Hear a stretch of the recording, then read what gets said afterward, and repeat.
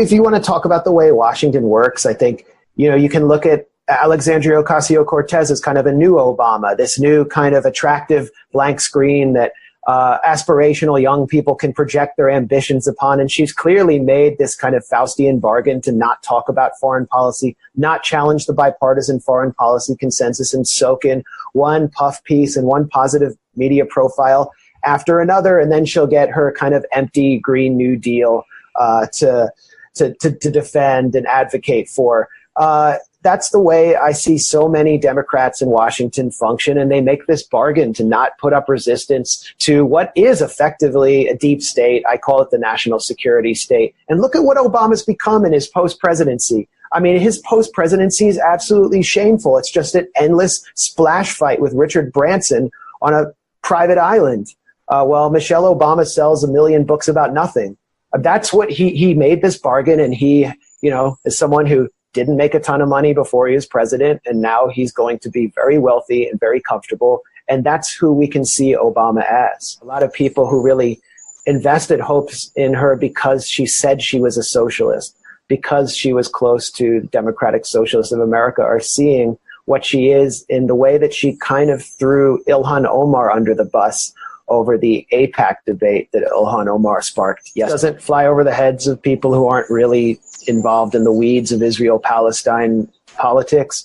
But first of all, AOC did not defend Ilhan Omar. She didn't stick up for her. She had what appears to be a series of meetings with a group called If Not Now, which is sort of one of these Jewish American youth groups that fashions itself as non-Zionist and emerged out of the ranks of J Street, which is a liberal Zionist lobby that, supported a two-state solution, opposed BDS fervently, and, I thought was kind of on the wrong side of history on Palestine.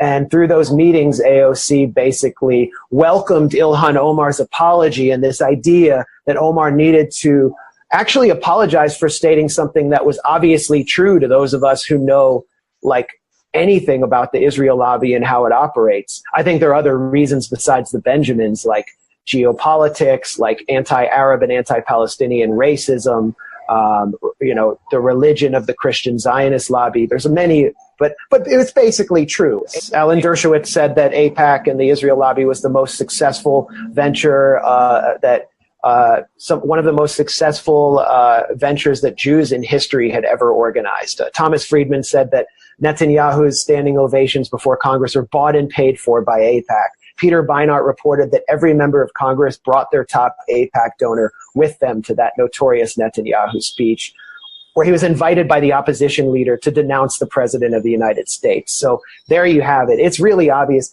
And Ocasio-Cortez did not defend Ilhan Omar. She met with this group, which grew out of J Street, and then when Omar apologized and said she's learning the history of anti-Semitism from her Jewish allies, AOC welcomed that, and I found that really condescending because here you have a Somali-American refugee, someone who's really representing her constituents in Minneapolis and how they feel about Palestinians and how her family and her community probably feel about Palestinians, someone from a community that's been heavily surveilled by the FBI. I think ultra-privileged white American Jews should be learning history from her. We should be learning lessons from her. And for AOC to say in this condescending way, well, it's good that she did this. Hooray, you've learned your lesson. Now move on. And not defend her on one of the most critical issues.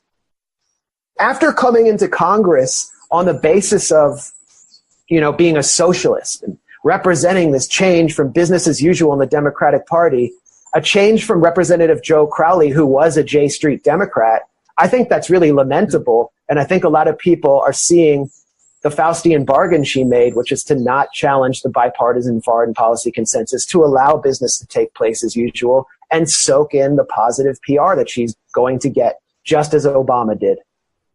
It's called the Lobby, just so people know, it's called the Lobby USA. And the news and opinion site Electronic Intifada has put all 4 episodes of it online, and it's a hidden camera investigation of the Israel lobby in Washington that I participated in. And I think it's, if you want to understand how the lobby works, watch this, and it's really entertaining. And it was censored by Al Jazeera under threat from the Israel lobby while they were under embargo from Saudi Arabia. The Emir of Qatar ordered Al Jazeera to censor this documentary so that it would never be released, because he was under pressure from, well, of course, he was threatened with a invasion from Saudi Arabia. And so Saudi Arabia and Israel have this special relationship whereby, to get out from under that embargo, the Qatari monarchy decided that we're going to work different Trump influencers, and we're going to work through the Israel lobby to get out from under this rock that we're under. And that entailed suppressing that documentary. They were actually given specific instructions by pro-Israel lawmakers to suppress that documentary, the Lobby USA, or face foreign agent registration for Al Jazeera, as well as the threat of a Saudi invasion.